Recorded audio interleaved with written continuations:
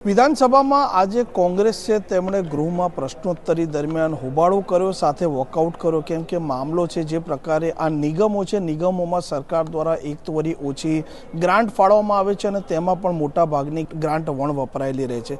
જે પ્રકારે આજે મામલો ઉપસ્થિત થયો છે અને પૈસા જ વપરાતા નથી, ગ્રાન્ટ તો ઓછી ફળવાય જ છે નિગમોમાં। હું 2004થી આ ગુજરાત વિધાનસભામાં સભ્ય તરીકે આવું અને પહેલે દિવસથી એક મુદ્દો સતત ઉઠાવીએ છે કે ગુજરાતમાં જે SC ST OBC માઇનોરિટી સમાજની વસ્તી છે, જેનો સરવાળો કરીએ તો 82% વસ્તી થાય અને આ સમાજોને સૌથી વધારે સરકારની મદદની જરૂર છે, કારણ કે સામાજિક રીતે, આર્થિક રીતે, શૈક્ષણિક રીતે પછાત સમાજો છે અને એમના વિસ્તારમાં વિકાસના કામની પણ જરૂર છે અને સાથે સાથે રોજગારની પણ જરૂર છે।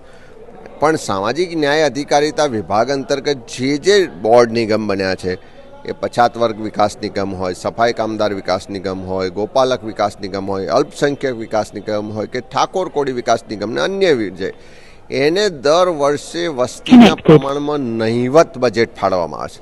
અને બીજી બાજુ 2018-19 પછી જે બિન અનામત નિગમ બન્યું, આયોગ બન્યું, એને ખૂબ મોટા પ્રમાણમાં બજેટ ફળવાય છે। અમે કોઈને બજેટ ફળવાય એનો ક્યારેય વિરોધ નથી કર્યો, પણ વસ્તીના પ્રમાણમાં જેને જરૂરિયાત છે એવા SC ST OBC માઇનોરિટી સમાજને કેમ બજેટ નથી આપતા, કેમ ભેદભાવ કરો છો, કેમ અન્યાય કરો છો, એક સતત અમારી લડાઈ રહી છે। આજે વિધાનસભાની પ્રશ્નોત્તરીમાં ફરી પ્રશ્નો પૂછ્યા કે ગયા 2024-25ના વર્ષ અને 25-26નું વર્ષ કેટલું બજેટ ફાળવ્યું, કેટલું વપરાયું, કેટલું વણ વપરાયેલું રહ્યું, અને જે ચોંકાવનારા આંકડા આવ્યા કે 2024ના વર્ષમાં સફાઈ કામદાર વિકાસ નિગમ છે, જે ગુજરાતના સફાઈ કામદારો એટલે સૌથી ગરીબ લોકો છે, જરૂરિયાતવાળા લોકો, એના માટે બજેટ ફળવાય 76 કરોડ અને એમાંથી 21 કરોડ વણ વપરાયેલા રહે, એટલે લગભગ 28% રકમ વણ વપરાયેલી। બીજો અલ્પસંખ્યક વિકાસ નિગમ છે, જે લઘુમતી સમાજ માટે છે, એને બજેટ ફળવાય 22.80 કરોડ અને એમાંથી 9 કરોડ રૂપિયા વણ વપરાયેલા, એટલે કે 40% રકમ વણ વપરાયેલી રહે। એ જ રીતે પછાત વર્ગ વિકાસ નિગમ છે, એમાં 35% રકમ વપરાયા વગરની રહે। ઠાકોર કોળી વિકાસ નિગમ છે, જેમાંથી કુંવરજી બાવળિયા હોય કે અલ્પેશ ઠાકોર હોય, ઘણા બધા ભાજપમાં મોટા મોટા નેતાઓ છે, મોટે ભાગના લોકો એમના મતથી ચૂંટાયા છે અને ગુજરાતની 28% વસ્તી છે, એને બજેટ ફળવાય ફક્ત 89 કરોડ રૂપિયા અને એમાંથી પણ 58% બજેટ વણ વપરાયેલું રહે। અને એ જ રીતે ગોપાલક વિકાસ નિગમ છે, એમાં પણ 50% રકમ વણ વપરાયેલી રહે। કહેવાનો મતલબ કે તો બજેટ નહીં ફાળવાનું, પૂરતા પ્રમાણમાં એનો ઉપયોગ ના થાય, વણ વપરાયેલી રકમો રહે, અને આ કોઈ સહાય નથી, આ નિગમો મારફત જે પણ મદદ થાય છે એ લોનના સ્વરૂપમાં છે, એટલે આ સમાજોને તમે લોન આપવા માટે પણ પૈસા નથી આપતા। અને જ્યારે આ મુદ્દો વિધાનસભામાં અમે ઉઠાવ્યો કે એક નિગમને તમે 500-600 કરોડ રૂપિયા ફાળવો અને બીજા મોટા સમાજો છે એને ઓછા પૈસા, તો આ ફાળવણીના ધોરણો શું છે, એની સામાજિક, આર્થિક, શૈક્ષણિક પરિસ્થિતિ જોઈને ફળવાય છે કે કેવી રીતે ફાળવાય, સતત અન્યાય ભેદભાવ કેમ થાય છે, તો એનો જવાબ સરકારે ના આપ્યો।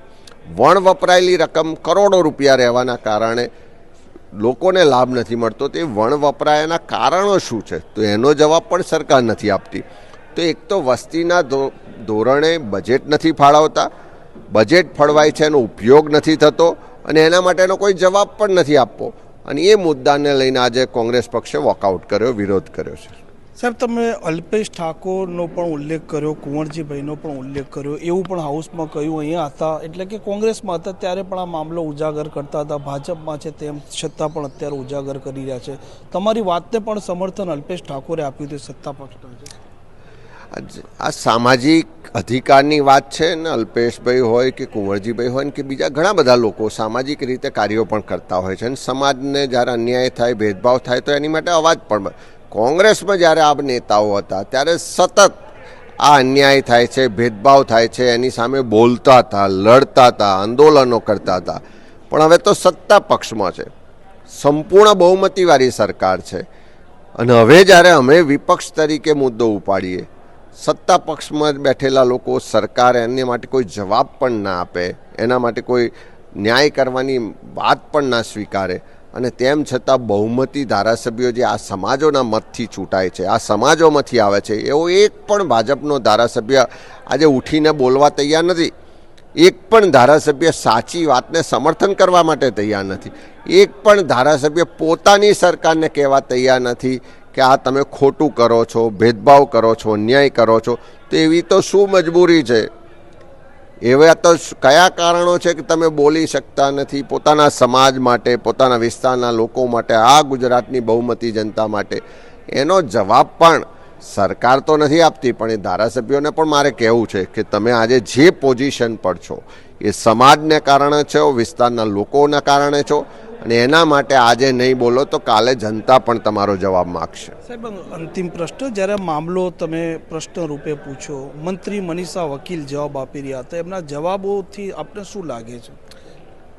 અમારા ધારાસભ્ય શૈલેષભાઈ પરમારનો પ્રશ્ન તો એમણે પહેલીવાર પૂછ્યું કે કયા ધોરણો છે ગ્રાન્ટની ફાળવણીના અને વણ વપરાયેલી રહેવાના કારણો શું છે. એ જ પ્રશ્નનો જવાબ એમણે ના આપ્યો. ફરીવાર મેં પ્રશ્ન પૂછ્યો કે ભાઈ ધોરણો શું છે? આ સતત અન્યાય થાય છે, ભેદભાવ થાય છે, તો એને ન્યાય કેમ નથી આપતા? વસ્તીના પ્રમાણમાં બજેટ કેમ નથી આપતા? અને બજેટ ફળવાયા પછી વપરાતું કેમ નથી? તો એનો જવાબ પણ ના આપ્યો. ત્રીજી વખત જ્યારે ફરી શૈલેષભાઈ પૂછ્યું તો પણ મંત્રી જવાબ નથી આપતા અને ઉલટા ઉડાવ જવાબો આપે છે, જાણે આ સમાજોની કોઈ પડી જ ના હોય સરકારને. મુખ્યમંત્રી સામે બેઠા હોય, નાણામંત્રી બેઠા હોય, એ પણ બોલવા તૈયાર નથી. અમે આટલો જવાબ નથી મળતો તો જવાબ આપો એવો વિરોધ કરીએ છીએ, પોતાની જગ્યા પરથી વિરોધ કરીએ છીએ, તો અમારી વાત પણ નથી સંભળાતી.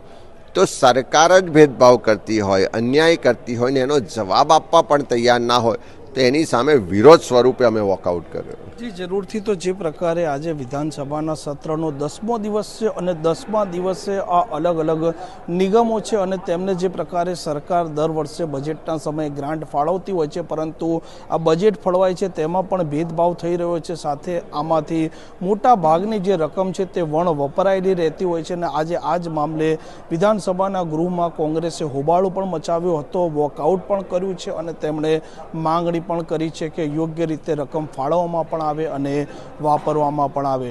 આ પ્રકારના સમાચાર માટે નવજીવન ન્યૂઝ ચેનલ સાથે જોડાયેલા રહેજો. તોફિક ગાંચી, નવજીવન ન્યૂઝ, ગાંધીનગર. વૈષ્ણવજન તો તેને કહીએ જે પીડ પરાઈ જાના.